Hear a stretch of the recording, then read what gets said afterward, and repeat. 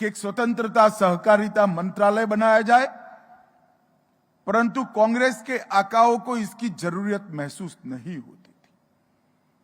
मोदी जी गुजरात की धरती से आते हैं, जहां से सरदार पटेल, त्रिभुवनदास पटेल और महात्मा गांधी ने सहकारिता की नींव डालने का काम किया था। और उसी क्षेत्र से जब मोदी जी प्रधानमंत्री बनकर गए, इसी राज्य से गए, इन्होंने सहकारिता की आज की जरूरियात को समझकर स्वतंत्र सहकारिता मंत्रालय भारत सरकार में स्थापना करने का काम हमारे नेता, देश के प्रधानमंत्री नरेंद्र मोदी जी ने किया। मैं आप सभी को अपील करना चाहता हूं कि बड़े जोर से, करतल ध्वनि से मोदी जी का हम सब ने धन्यवाद करना चाहिए। भाइयों बहनों, आज नैनो यूरिया के लिए गुजरात के मुख्यमंत्री भूपेंद्र भाई ने बहुत महत्वपूर्ण निर्णय लिया है।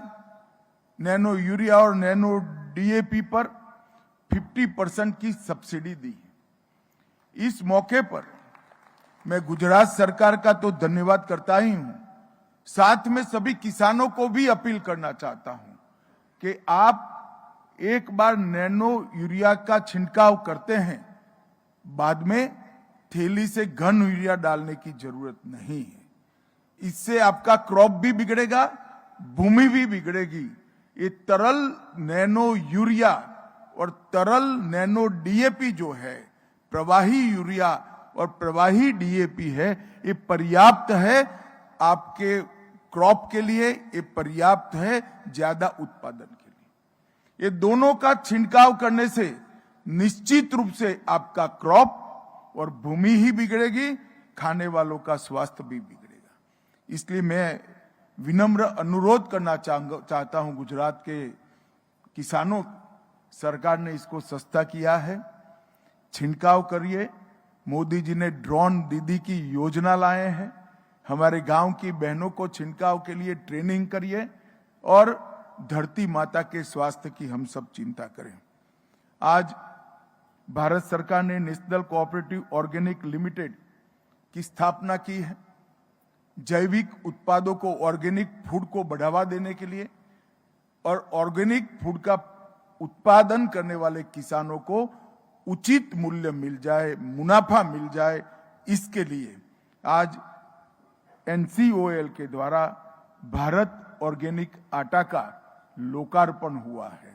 मैं अपील करना चाहता हूं, अब 2 ब्रांड हमारे पास है, एक भारत ऑर्गेनिक जो एनसीओएल का है और दूसरा अमूल। ये दोनों विश्वसनीय ब्रांड है। मैं देश भर के लोगों को अपील करना चाहता हूं, आप विश्वास कर ये दोनों ब्रांड खरीदें। ये 100% ऑर्गेनिक है। इसका निर्णय और इसकी पूरी व्यवस्था भारत सरकार ने सुपेरे की है। विश्व की सबसे आधुनिक तकनीक से आपको मिलने वाला ऑर्गेनिक फूड ऑर्गेनिक है या नहीं है, इसकी जांच करके ही इस पर भारत ब्रांड और अमूल ब्रांड का थप्पा लगता है। विश्वास के साथ इसको खरीदिए और अपने परिवार का, अपने बच्चों का आप स्वास्थ्य का ध्यान रखिए। अमूल ने भी आज दिल्ली में ऑर्गेनिक प्रोडक्ट की शॉप का उद्घाटन किया है। भाई और बहनों, हमारे देश में सहकारिता कोई ये नया विचार नहीं, 125 साल पुराने इस विचार को हमारे पुरखों ने अपनाया था। सरदार पटेल और महात्मा गांधी जैसे, गाडगिल जी जैसे, वैकुंठ भाई मेहता जैसे, त्रिभुवनदास पटेल जैसे कई मनुष्यों ने इसकी शुरुआत की। परंतु एक समय आया जब ये विचार लड़खड़ा गया और धीरे धीरे धीरे सहकारिता आंदोलन मंद पड़ता गया, धीरा पड़ता गया। मोदी जी ने सहकारिता की रिलेवेंसी को, आज भी सहकारिता कितना महत्वपूर्ण है इसको पहचानते हुए नए सहकारिता मंत्रालय की स्थापना की है। आज हम एक मकाम पर खड़े हैं। 125 साल पुराना सहकारिता आंदोलन आज देश के कई क्षेत्रों में महत्वपूर्ण योगदान रहा है। कृषि ऋण के वितरण में 20%, फर्टिलाइजर के वितरण में 35%, उत्पादन में 21%, चीनी में 31% उत्पादन, गेहूं की खरीदी में 13% और धान की खरीदी में 20%। एक महत्वपूर्ण योगदान ग्रामीण अर्थव्यवस्था और एग्रीकल्चर अर्थव्यवस्था में कोऑपरेटिव सेक्टर दे रहा है।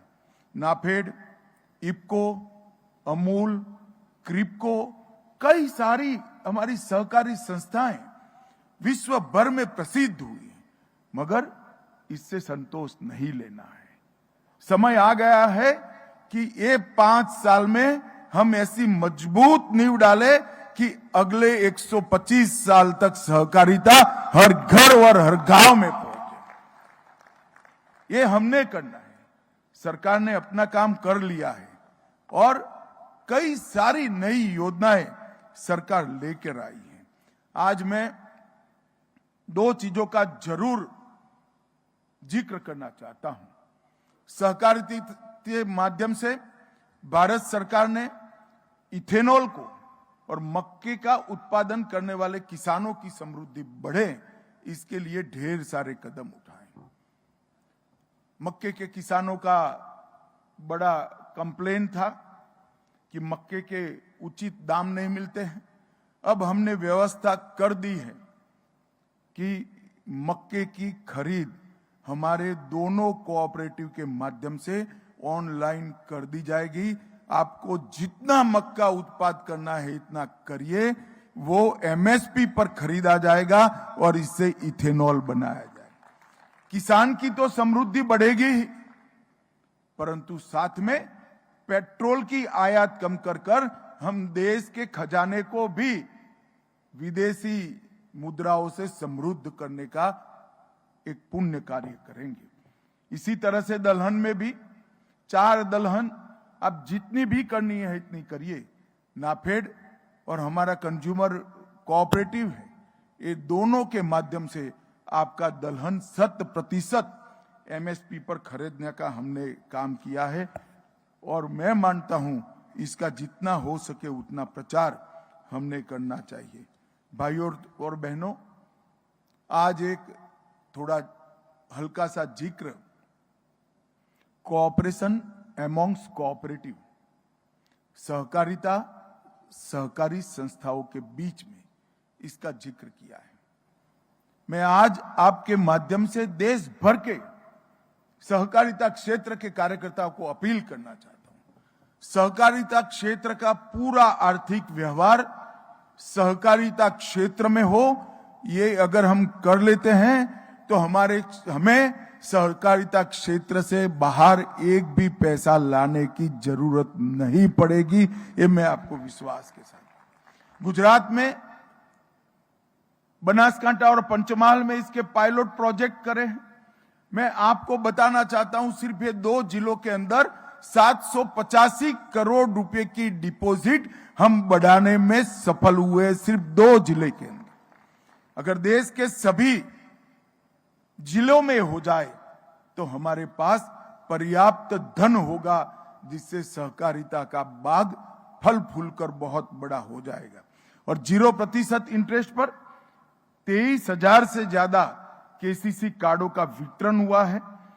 3.8 लाख रुपए डेबिट कार्ड, जो बहुत कम ऋण में हमारे किसान भाई और दूध उत्पादन करने वाली माताओं को ऋण देता है, वो रुपए डेबिट कार्ड उनको दिए गए हैं।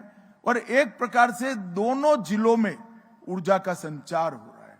ये कार्यक्रम के बाद मैं बनासकांठा और पंचमहाल जा रहा हूं, परंतु मेरा नाबार्ड और सभी देश भर की राज्य सहकारी बैंकों से आग्रह है कि डिस्ट्रिक्ट कोऑपरेटिव बैंक को साथ में रखकर, जिला दूध उत्पादक संघ को साथ में रखकर, हर डेयरी, हर पैक्स, हर सहकारी संस्था जिले की अपना अकाउंट डिस्ट्रिक्ट कोऑपरेटिव बैंक या स्टेट कोऑपरेटिव बैंक में खुलवाएं।